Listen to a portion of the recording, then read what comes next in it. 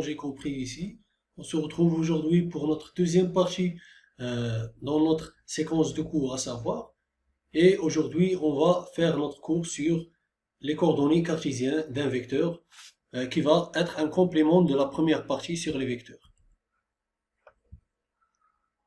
Tout d'abord, on va débuter avec les notions des vecteurs unitaires. Les vecteurs unitaires, dans la plupart du temps, on les note I, J et K, donc, bien sûr, donc, sont des vecteurs unitaires d'un modèle égal à 1. Ça veut dire quoi? Ça veut dire donc, on peut écrire autrement, donc le module de I égale à le module de G qui est égal à le module de K, bien sûr, égal à 1. Donc, I, J et K sont nommés, sont les vecteurs de base du repère orthonormé. Donc, I, J et K, bien sûr. Dans certains bouquins et parfois, donc, par exemple, en mécanique industrielle, parfois on peut les noter X, Y et Z. Donc, pas de problème pour ce qui concerne cette notation. Vous pouvez la trouver dans pas mal d'autres. Maintenant, on va passer vers les coordonnées dans le plan. On va prendre notre vecteur ici, on va le nommer, à titre d'exemple, V. Donc, ce vecteur V, il va avoir deux composantes, l'une suivant X, donc celle-là, on va la nommer V, Vx, sans oublier donc les axes, donc la nommation des axes, et une deuxième, donc V, Vy. Donc, le vecteur V, il va égal à quoi? On peut écrire soit donc Vx plus Vy, ou bien on peut utiliser les vecteurs unitaires que nous avons parlé tout à l'heure. Ça veut dire on va noter Vx porté par I plus Vy porté par G, bien sûr. Maintenant, on va parler de direction. Donc, la direction, on va la retrouver. Donc c'est une droite donc inclinée d'un angle θ. À noter que cet angle θ, on peut la trouver tout en appliquant donc la formule, donc tangente θ, donc la tangente de θ, elle va égal à quoi? Elle va égal à Vy sur Vx, bien sûr. Et ici, je parle du module de Vy et le module de Vx. Ainsi, lorsqu'on parle d'intensité ou bien de module, donc on peut avoir donc le module de V va égal à la racine carrée de Vx carré plus Vy carré. Donc pour illustrer et donner plus d'explications, on va passer vers un petit exemple. Donc on va prendre un vecteur qu'on va nommer tout d'abord W. Donc ces coordonnées suivant X et ces coordonnées suivant Y, et sont, on va les noter 4 portés par I plus 5 portés par J, bien sûr. Ici, on peut noter les vecteurs directeurs, ici, on va nommer G et celle-là, on va la nommer I. Voilà notre I et voilà notre J. On peut chercher tout d'abord donc l'angle θ. Donc, nous avons la tangente de θ, elle va égal à 5 sur 4, qui fait donc 0,8. Si on cherche le θ, on va faire donc le tangente, donc la tangente moins 1 de 0,8. Donc θ, on va trouver θ à un angle de 51,34 degrés, bien sûr. Donc voilà notre angle θ. Voilà. Donc, de plus, on peut chercher le module de W. Cette fois-ci, le module W, il va avoir comme valeur donc racine carrée de 5 carré plus 4 carré. Donc, ce qui va faire, donc, le module de W, il va égal à 6,41. 6,41. En termes de vérification, vous pouvez chercher Wx, donc qui va égal à W, ça veut dire le module fois le cosinus de θ. Et comme si, donc si vous faites l'application numérique, vous allez trouver quelque chose qui est proche de 4,001 à peu près. Et pour le module suivant Y, ça sera toujours la même chose. Donc le module de du vecteur W fois le sinus. Cette fois-ci, ça va être le sinus θ. Et si vous faites le calcul, ça va être à peu près quelque chose qui est très très proche de 5. Maintenant, on va passer vers quelque chose de très important. Ça veut dire on va parler des coordonnées dans l'espace.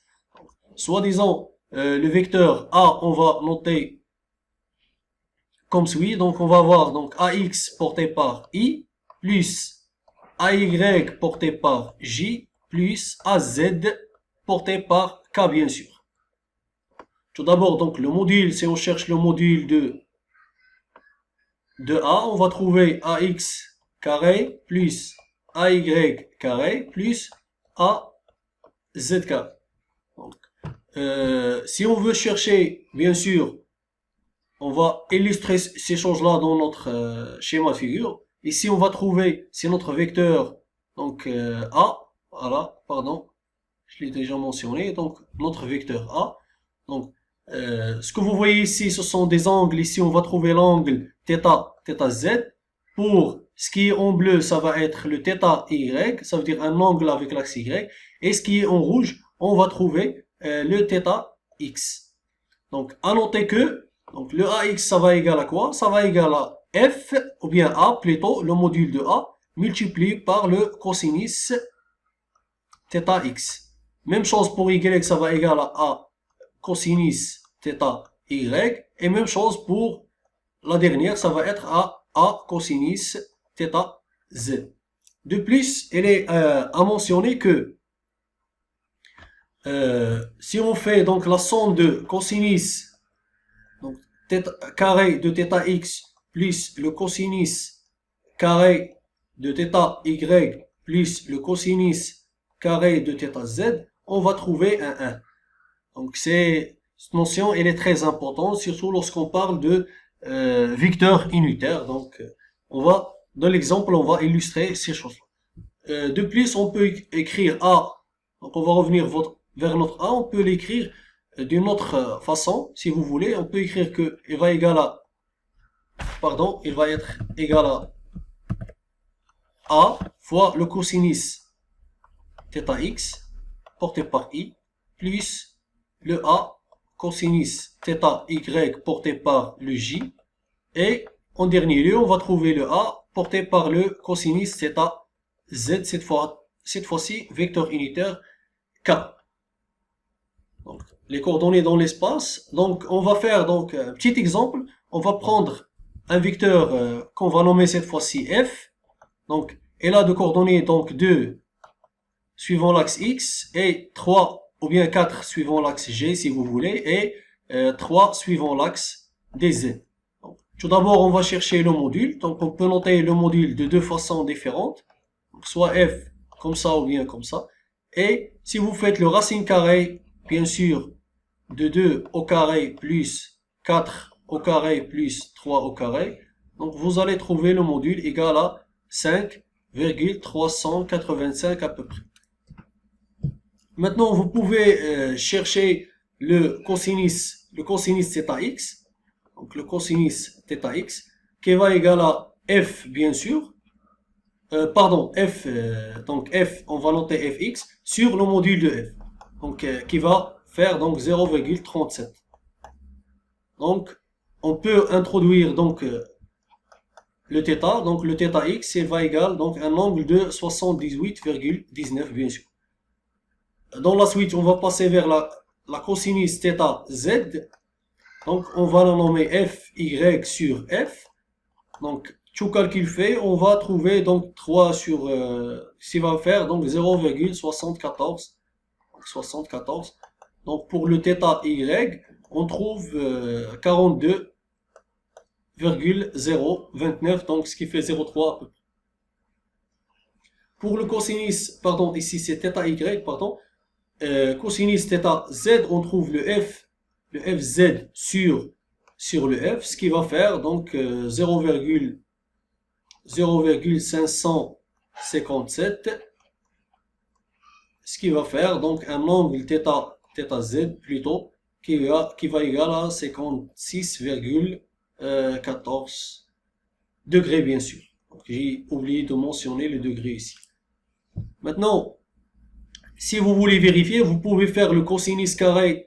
Donc, ici, donc, vous pouvez vérifier le cosinus carré de θx plus le cosinus carré de θy plus le cosinus carré θz. Vous allez trouver quelque chose qui est très proche, égal à peu près 1. Si vous prendrez toute la virgule, tous les chiffres après la virgule, vous allez trouver presque 1 ou bien 1 exactement.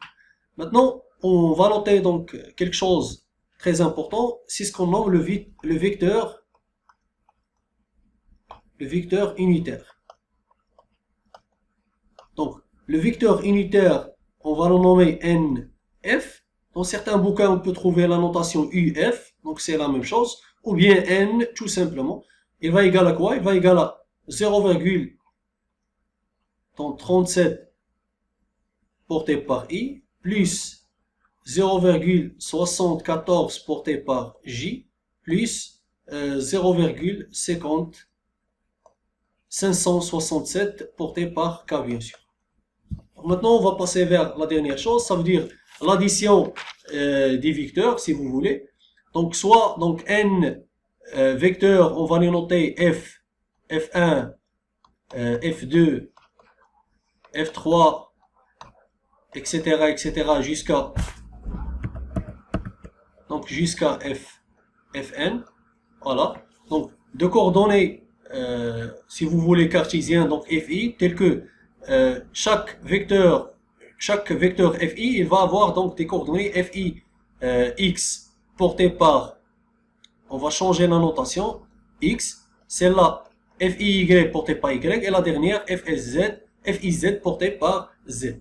Donc, la somme, on va la noter f, si vous voulez. Donc, la somme f des n vecteurs obtenus en ajoutant les coordonnées cartésiennes de même axe entre elles, ça va être à f sigma de i égale à 1 jusqu'à n de fi, qu'on va noter, donc fi porté par x, et celle-là portée par y, pardon, et celle-là portée par z. Donc, pour illustrer ces choses-là, on va passer vers un exemple, donc, soi-disant simple. On va prendre un exemple en 2D. Je vais prendre donc tout simplement deux vecteurs. Donc, f1, il va y avoir donc 2, donc i plus ou bien moins 3j, si vous voulez. Et un autre vecteur f2 qui va avoir 3i moins 5j.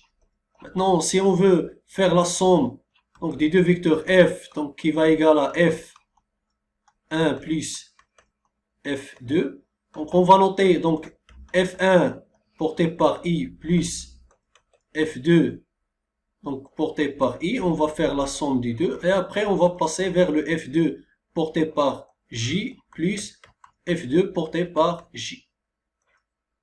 Donc, ce qui fait donc 2 plus 3, ça fait 5 porté par i, moins 8 porté par j. Et bien sûr, vous pouvez appliquer les autres règles que nous avons vues. Vous pouvez chercher le module de f qui va faire le racine carrée de 5 carré plus 8 carré. Ça à noter. Et vous pouvez chercher la tangente de θ, de l'angle d'inclinaison par rapport à l'axe des abscisses. Et vous allez avoir donc moins, ici on va avoir moins 8 divisé par, donc moins 8 divisé par 5. Donc, et vous pouvez chercher donc l'angle que vous voulez. Merci pour votre attention et à bientôt.